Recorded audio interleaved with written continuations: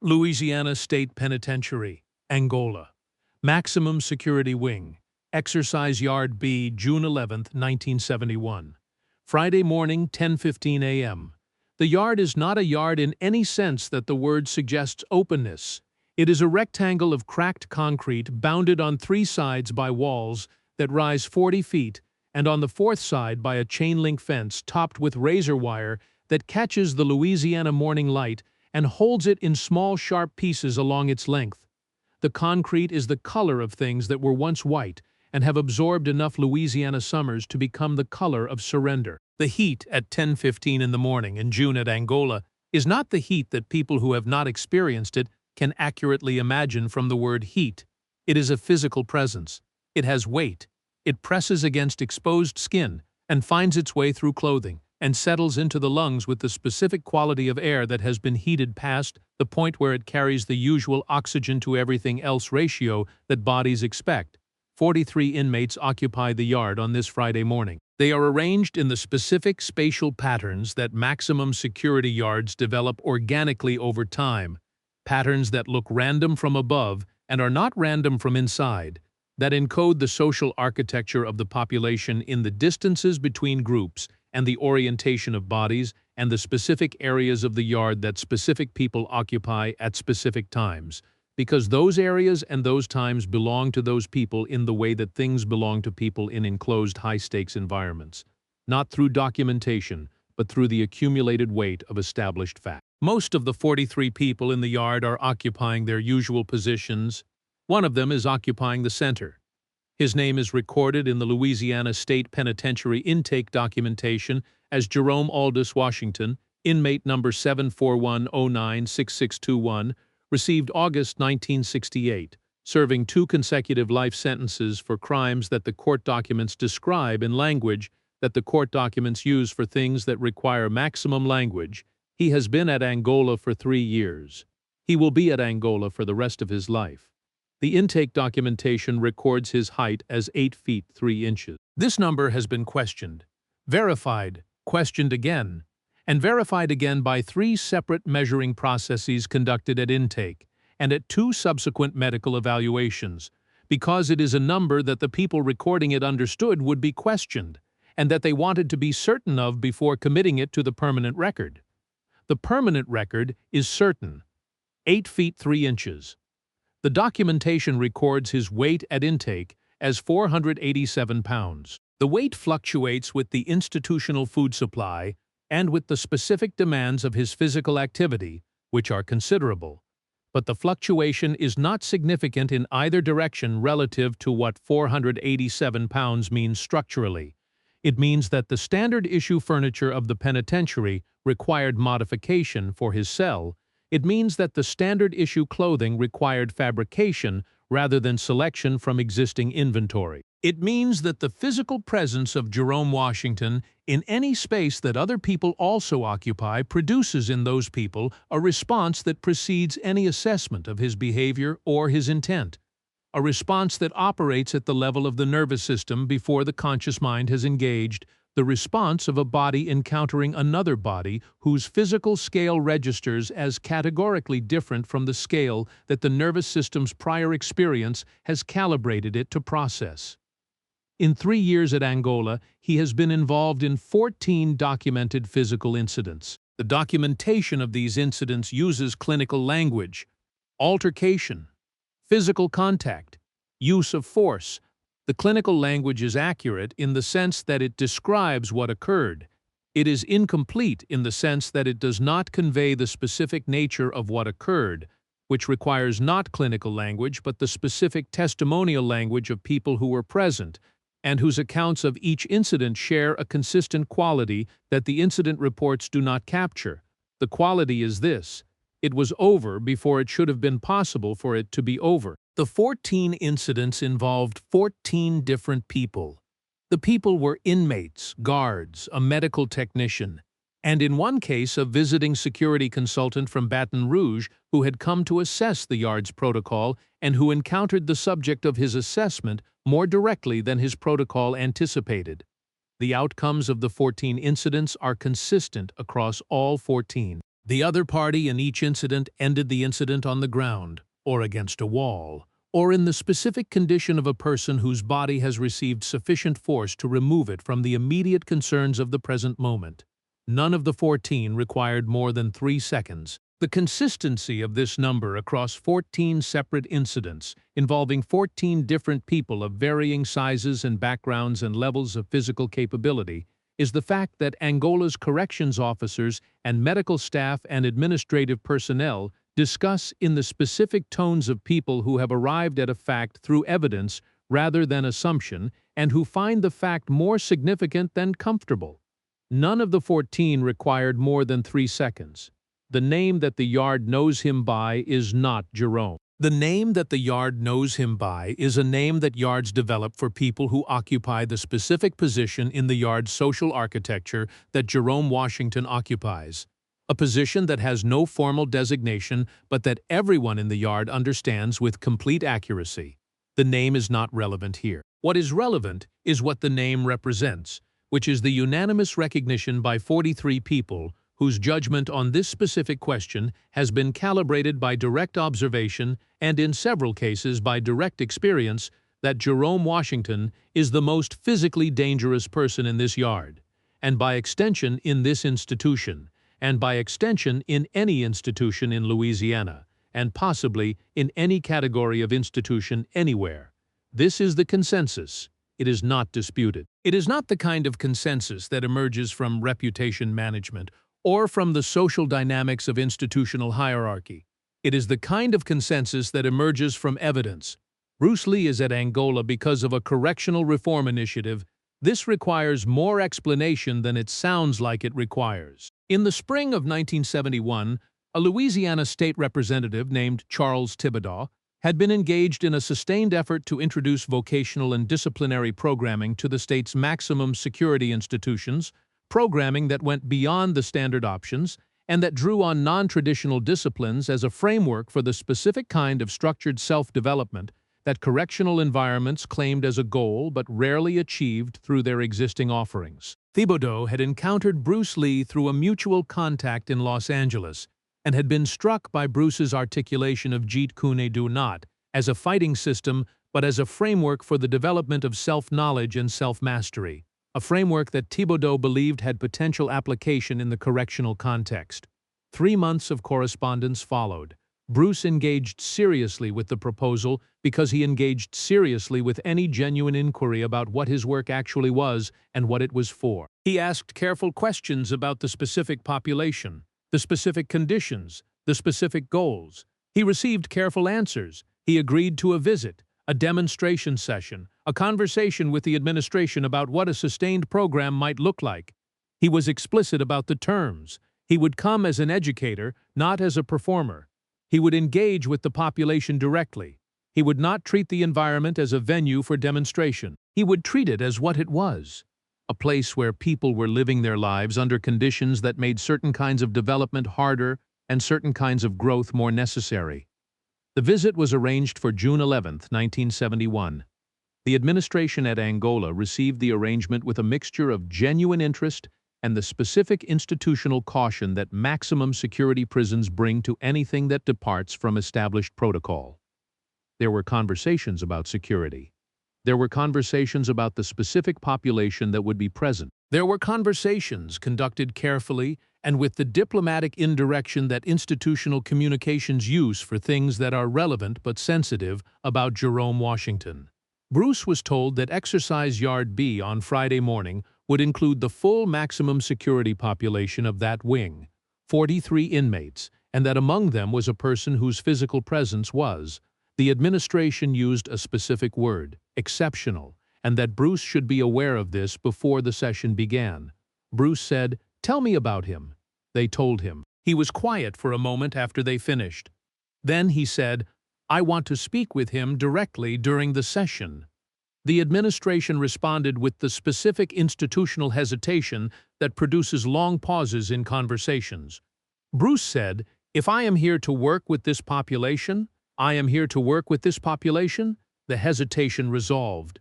The session would include Jerome Washington. The morning of June 11th, Exercise Yard B fills with its usual 43 and the usual 15-minute window following the 10 a.m. unlock. The patterns form. The distances establish themselves. The center of the yard, which under normal conditions belongs to Jerome Washington, in the way that the center of the yard belongs to him every morning, is occupied by Jerome Washington. Bruce Lee enters the yard at 10:15 with two Angola administrators and Thibodeau, who has driven from Baton Rouge for the session. The yard's response to the entrance of four people through the gate is the specific response of a contained population to novel events in its environment, which is a response of complete and immediate attention that is not visible as attention, because displaying attention in this environment is information that the social architecture of the environment has trained everyone not to display. The 43 people in the yard do not turn and look at the entrance. They continue their existing activities with the unchanged surface behavior of people whose entire awareness has just reoriented toward the gate without their bodies providing any evidence of the reorientation. Jerome Washington is the exception. He turns and looks at the gate directly. He does this because he is Jerome Washington, and the social architecture of the yard does not govern him in the ways it governs everyone else. He looks at the gate and at the four people who have come through it with the direct attention of a man who has not, in 3 years at Angola, encountered a reason to manage the appearance of his attention. He looks at Bruce. His face does not change. He looks at the administration officials with the specific quality of attention that the yard's population reserves for the administration, an attention that is complete and contains within it the comprehensive information about institutional power and individual response to that power that 3 years in this environment has produced in everyone present.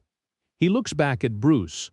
Something in the quality of the look changes, not visibly, not in a way that the administrators walking with Bruce would register. In a way that the 11 people in the yard who have been at Angola long enough and who are observant enough to read the specific gradations of Jerome Washington's attention would register, and that 2 of those 11 will discuss with each other later that evening.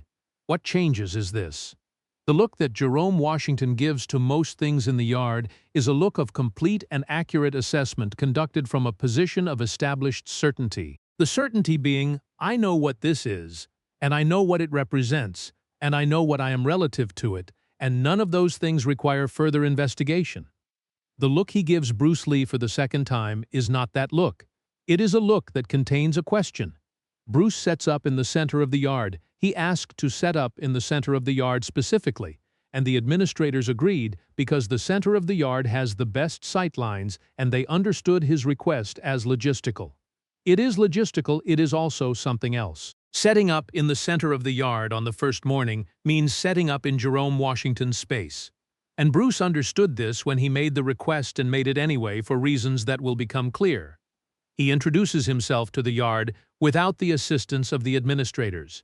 He does this simply, standing in the center of the cracked concrete with the Louisiana heat pressing down on everything, speaking at a volume that carries without requiring projection, in the direct, unadorned language of a person who is not performing sincerity but expressing it. He says, "I'm here because someone asked me to come and because I said yes. I'm not here to show you anything. I'm here to share something and to find out what you think about it. What I share is not performance. It is what I know about how a human body works and what it can do when it is understood rather than simply used." He pauses. He looks around the yard. His gaze moves across the 43 people with the quality of a person who is actually looking rather than scanning, the quality that makes the difference between a gaze that registers and a gaze that is registered. He says, "I know one of you is standing in the space I am standing in because this space belongs to you. I am standing in it because I would like to talk to you." He is looking at Jerome Washington. The yard is very quiet. Jerome Washington looks at Bruce Lee from his position at the center of the center, which is now Bruce's position across the specific distance that separates 8 feet 3 inches of 487 pounds from 5 feet 8 inches of 140 pounds, a distance that contains within it an arithmetic so extreme that the people watching the eye contact between these two people feel the arithmetic in their bodies as a kind of vertigo. Jerome Washington does not move. Bruce says, still looking at him directly, "I have been told about you. I have been told specific things, specific numbers, specific incidents. I find myself curious about something that the specific numbers and specific incidents do not tell me. Jerome Washington says nothing. He is a man who speaks rarely in the yard. The yard understands this. His presence is his primary communication, and his presence has never required supplementation. Bruce says the 3 seconds. I would like to understand the 3 seconds. Something in Jerome Washington's face responds to this. Not visibly in the way that a camera would capture. Not a smile or a raised eyebrow or any of the standard surface expressions. Something underneath the surface that the people watching, those who are watching carefully enough to see it, register as recognition. He takes 3 steps toward Bruce.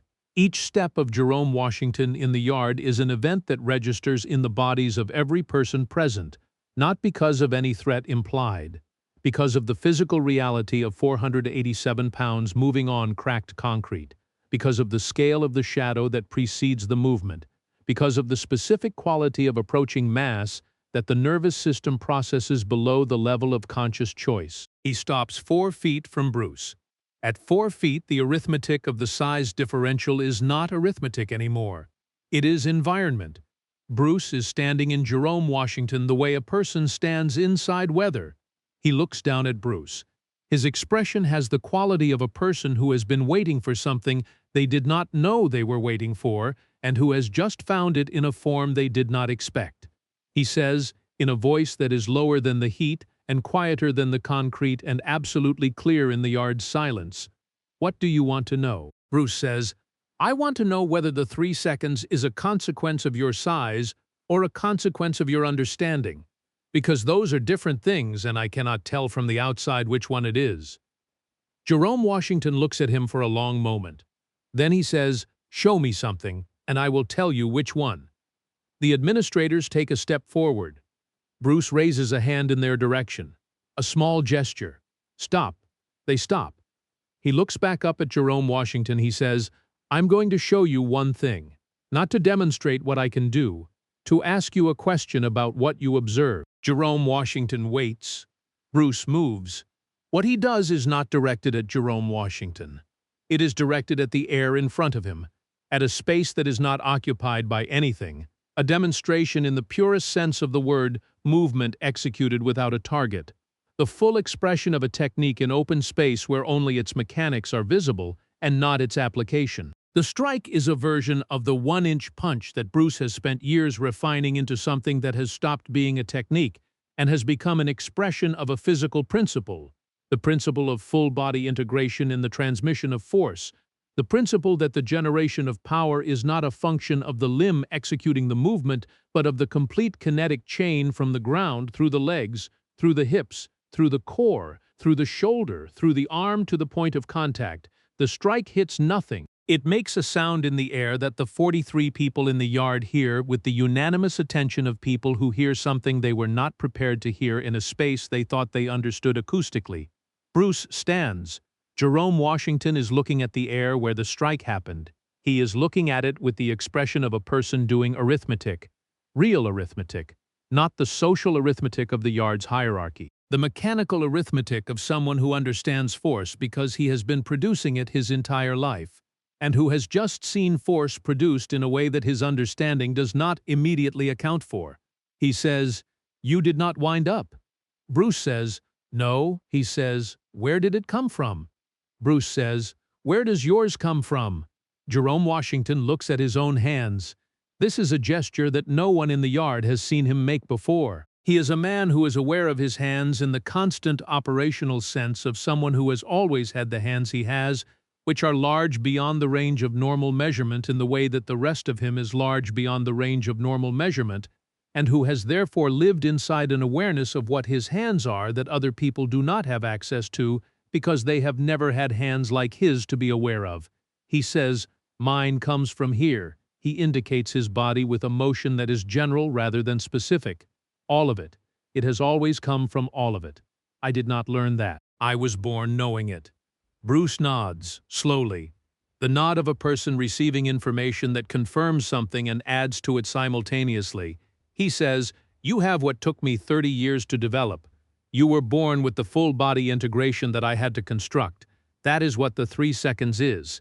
It is not your size makes it more extreme. But the integration is what makes it immediate. You do not think about where the force comes from. It comes from everywhere at once because it has always come from everywhere at once. Jerome Washington is quiet for a moment. He says, "No one has ever said that to me." Bruce says, "Because no one knew how to see it. They only saw the size. The size is real, but it is the carrier. The integration is the signal." Jerome Washington looks at Bruce with the question that has been in the look since the gate, no longer a question but an investigation, an active working through of something that is rearranging itself in the way that things rearrange when the right information arrives. He says, "Show me how you learned it."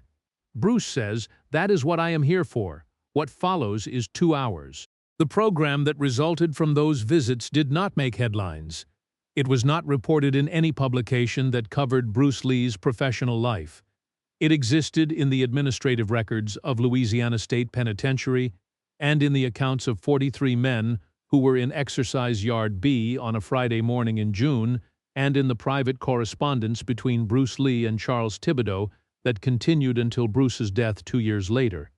In that correspondence, Bruce wrote once about Jerome Washington. He wrote, "I came to Angola expecting to teach. I found someone who was already doing something I spent 30 years learning to do." The teaching went in both directions. It always does when two people with genuine knowledge find each other. The yard and the size and the 3 seconds were the surface. Below the surface was someone who had arrived at the body's truth through a completely different path than mine.